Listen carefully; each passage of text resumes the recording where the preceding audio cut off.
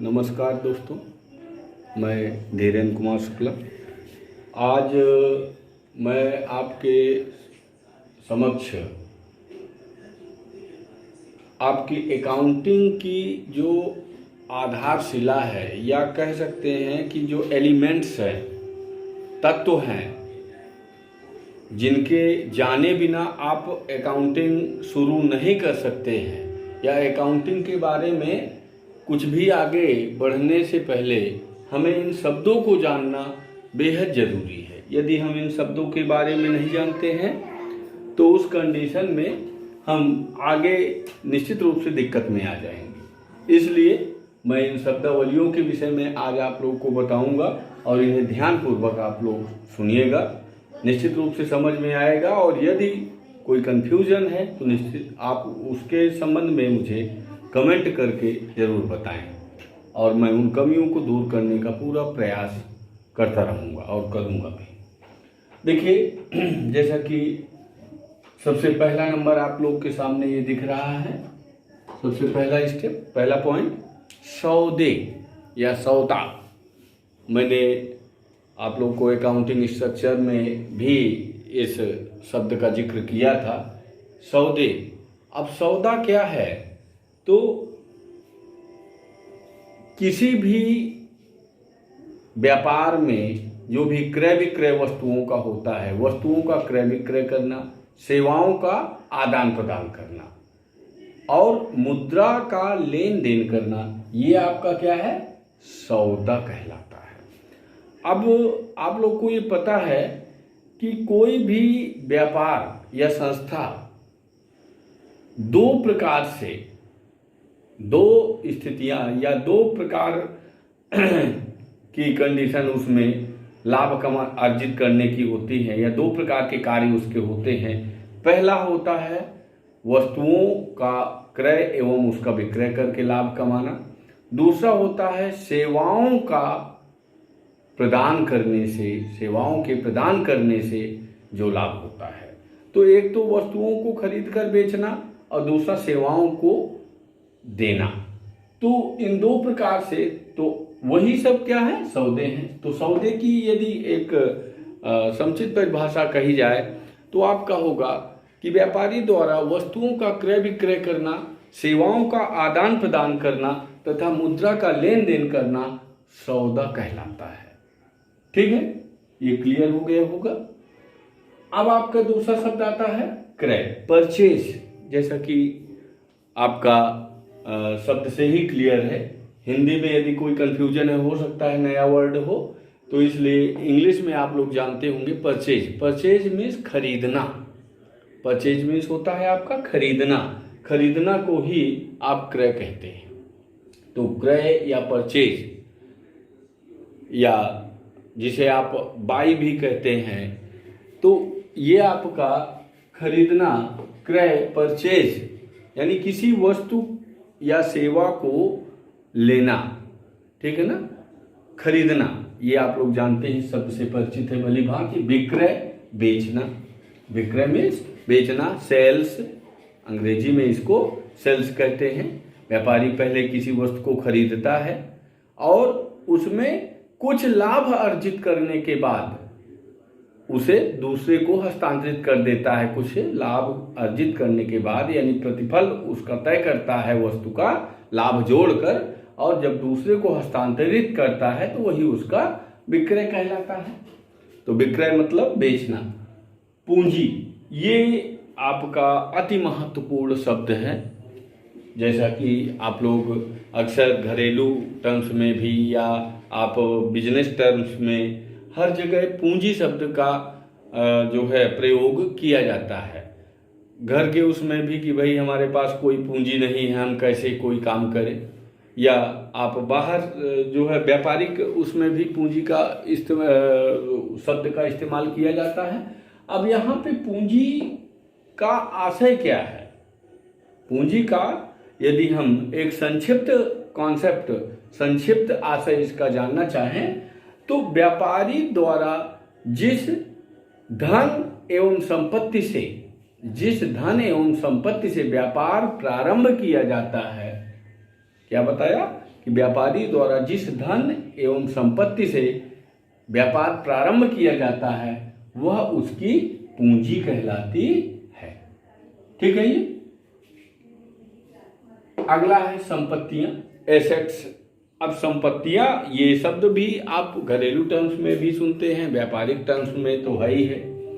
भाई कौन नहीं संपत्तियां रखता है, भाई धन वैभव संपत्तियां, तो ये तो घर में भी हम कहते हैं कि भाई हमारे पास इतनी संपत्ति है या फलाने के पास इतनी संपत्ति है।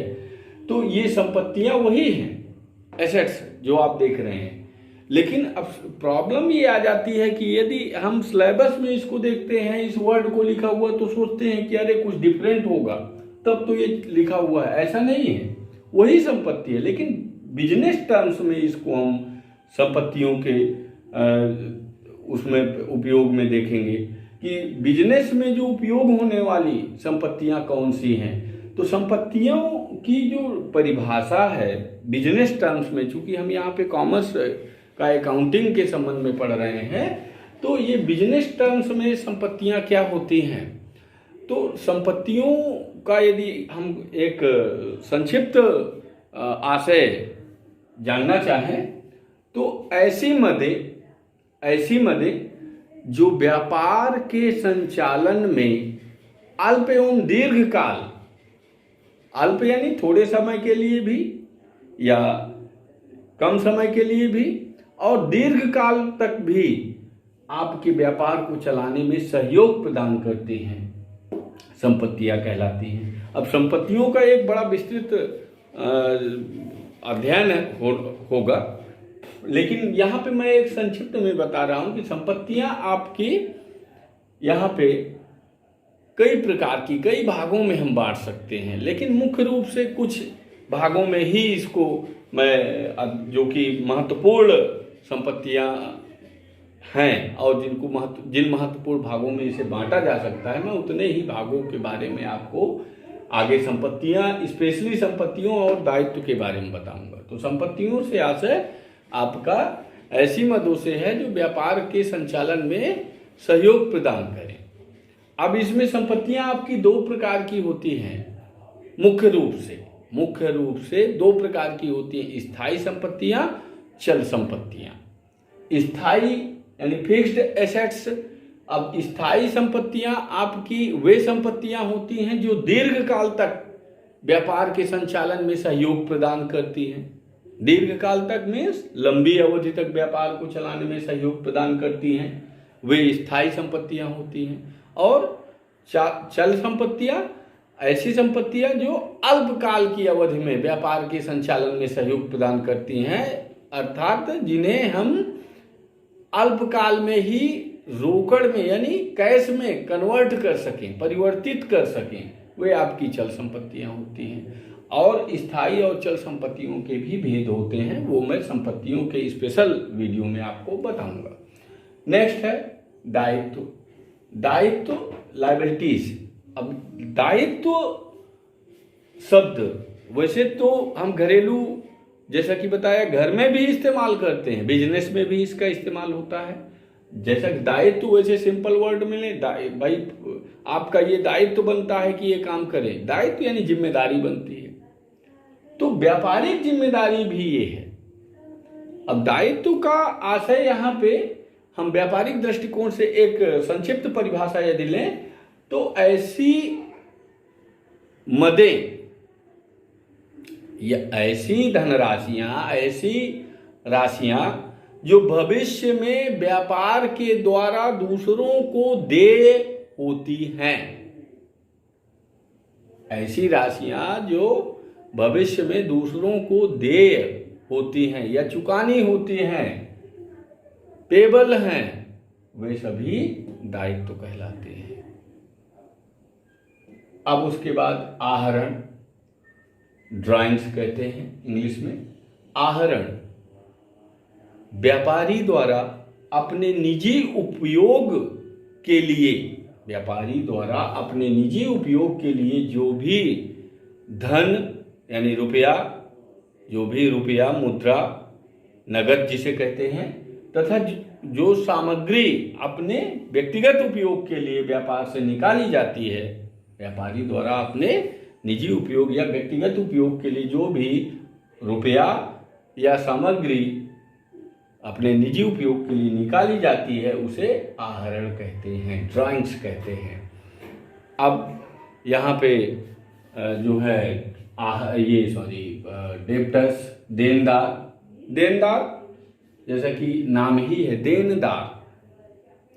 देनदार में जो हमें पैसा देंगे। अब देंगे भैया तब जब वो हमसे लिए होंगे। ऐसा तो नहीं है कि हम किसी से कर्जा लें, उधार लें तो वो तो हमें दे ही रहा है तो हम देनदार कहें, ऐसा नहीं है। हमने कभी ना कभी उसको उधार बेचा होगा, तब वो हमें पैसा भविष्य में देगा। तो इसकी सिंपल परिभाषा या एक सिंपल आशय यदि लें तो ऐसी सभी राशियां या व्यापारी द्वारा जिन व्यक्तियों को उधार माल व्यापारी द्वारा जिन व्यक्तियों को उधार माल बेचा जाता है, व्यापारी द्वारा जिन व्यक्तियों को उधार माल बेचा जाता है वे व्यापार के देनदार कहलाते हैं या डेब्टर्स कहलाते हैं। ठीक है। नेक्स्ट है लेनदार, ठीक अपोजिट है। ये बेचने से उधार बेचने से संबंधित है, ये उधार खरीदने से संबंधित है। अर्थात लेनदार जो हमसे पैसा लेंगे इन फ्यूचर, भविष्य में जो हमसे पैसा लेंगे, तो लेंगे तो तभी जब हमने उनसे उधार लिया होगा। तो इसकी एक शॉर्ट डिफिनीशन आप कह सकते हैं कि व्यापारी द्वारा जिन भी व्यक्तियों से उधार माल या जिन व्यापारियों से उधार माल खरीदा जाता है वे व्यापार के लेनदार कहलाते हैं। ठीक है। नेक्स्ट है आय। भाई अब आय आपका बड़ा सिंपल वर्ड है और जैसा कि हम लोग आप हम सभी लोग कहते हैं यार उसकी कोई आय है कि नहीं है। तो अब ये आय यहाँ पर हम व्यापार के टर्म्स में कह रहे हैं, बिजनेस के टर्म्स में कह रहे हैं। तो बिजनेस या व्यापार की आय क्या होती है ये आप लोग जानते हैं। भैया हम पहले खरीदते हैं और फिर उसको बेचते हैं, तो खरीदने में तो आय नहीं लगती है, खरीदने में तो खर्चा होता है। आय कब प्राप्त होती है? जब हम बेचते हैं। जब हम बेचते हैं तो एक तो बिक्री से आय प्राप्त होती है, दूसरा हम व्यापारिक कुछ और घटनाक्रम होते हैं जैसे कमीशन प्राप्त करते हैं, ब्याज प्राप्त करते हैं, किराया प्राप्त करते हैं। इन सभी मदों से जो राशियां प्राप्त होती हैं वह व्यापार की आय कहलाती है। अब यहाँ पे व्यय है आपका। व्यय का क्या आशय है? तो भैया बड़ी सिंपल सी बात है कि इस व्यापारिक आय को प्राप्त करने के उद्देश्य से या व्यापारिक आय की प्राप्त करने की प्रक्रिया में जो भी लागत लगाई जाती है, व्यापारिक आय को प्राप्त करने की प्रक्रिया में जो भी लागत लगाई जाती है, जो भी पैसा खर्च किया जाता है वह व्यय कहलाता है। अब स्वाभाविक सी बात है, आय जैसा कि मैंने बताया कि माल हम सामग्री को बेचकर आय प्राप्त करते हैं, तो यदि बेचा तो पहले तो खरीदा होगा ना, पहले तो खरीदेंगे, तो खरीदने में हमें क्रय का पैसा देना पड़ा, उसके बाद फिर क्या करना पड़ा, उसका भाड़ा, किराया, ये सारे क्या हुए? व्यय हुए। उसके बाद लाभ आता है।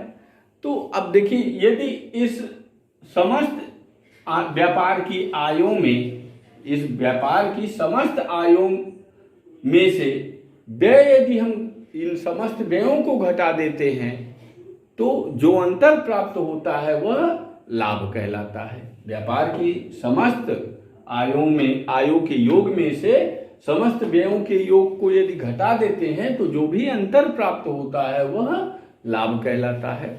और हानि क्या है? ठीक उल्टा कर दीजिए, व्यापार के समस्त व्ययों में से यदि समस्त आयों का योग, ये हानि आपका क्या होता है, जैसा कि लाभ आपने जाना कि यदि सभी आयों के योग में से सभी व्ययों का योग घटा देते हैं तो लाभ आता है। इसी प्रकार से यदि व्यय ज्यादा है आय कम है तो सभी व्ययों के योग में से सभी आयों को घटाने पर जो अंतर प्राप्त होता है वह हानि कहलाता है। ठीक है।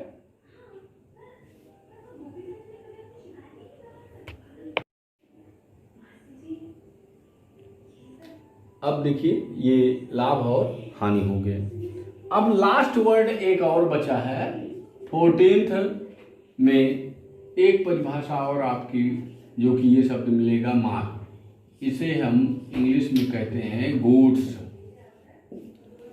अब ये गुड्स क्या होता है, तो बड़ी सिंपल सी बात है, ये वर्ड आपका हिंदी शब्दावली में बहुत रिपीट होगा तो इसको जानना आवश्यक है। तो माल क्या है, व्यापारी द्वारा जिस वस्तु का व्यापार किया जाता है, व्यापारी द्वारा जिस वस्तु का व्यापार किया जाता है वह उसका माल कहलाता है।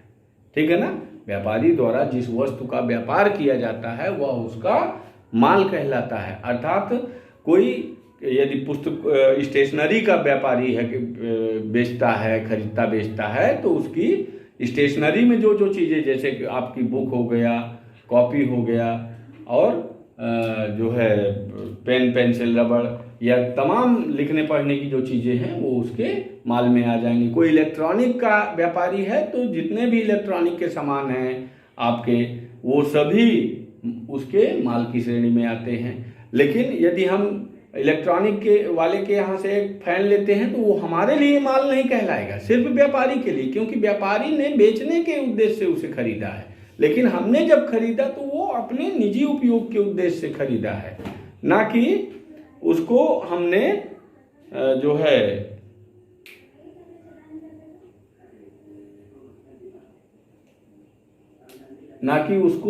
है बेचने के उद्देश्य से। इसलिए ये आपका माल हुआ। ठीक है ना। तो हमारे लिए वो संपत्ति है जब हम खरीदते हैं, लेकिन व्यापारी के लिए वो माल है। ठीक है। तो इतना ही आज के लिए। धन्यवाद। नमस्कार।